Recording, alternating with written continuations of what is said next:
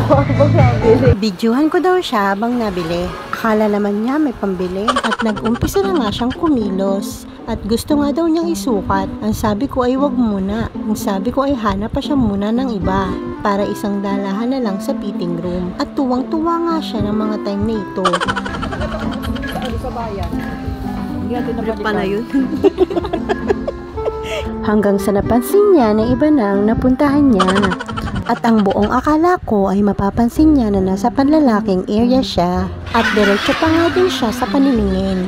At may naalala siya sa hawak niya.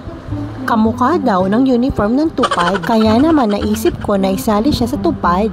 Para naman ma-enjoy niyang magwalis araw-araw. Ano ba talaga ang hinahanap mo? Abat may gusto ka talagang balikan dyan, ano? Brief na lang. Nag-iba na ang taste. Naging brief na hindi na panty.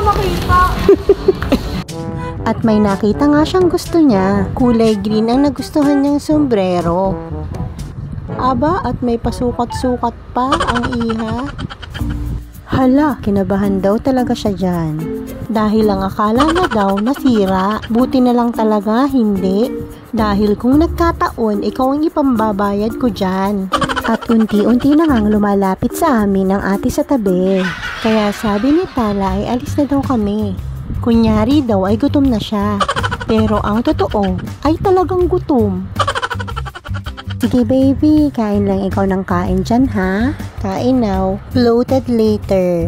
At pagkatapos nga niyang kumain ay pumunta na kami sa exit. Tumambay muna kami dito sandali at nagkwentuhan.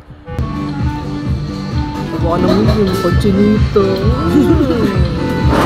At bago nga kami umalis dito ay nakakita ako ng kakilala. At nagtanong nga siya kung nagbablog daw ako. Ang sabi ko ay hindi, pero ang totoo ay oo. Nahiya lang din talaga ako kaya hindi ang nasabi ko. Shoutout nga pala sa'yo, alam mo na kung sino ka. At maraming salamat din sa panonood ng vlog ko. At dito na nga nagtatapos ang aking mini vlog ng simpleng pasyal namin dito sa mall sa may amin. I-follow nyo naman ako. Salamat!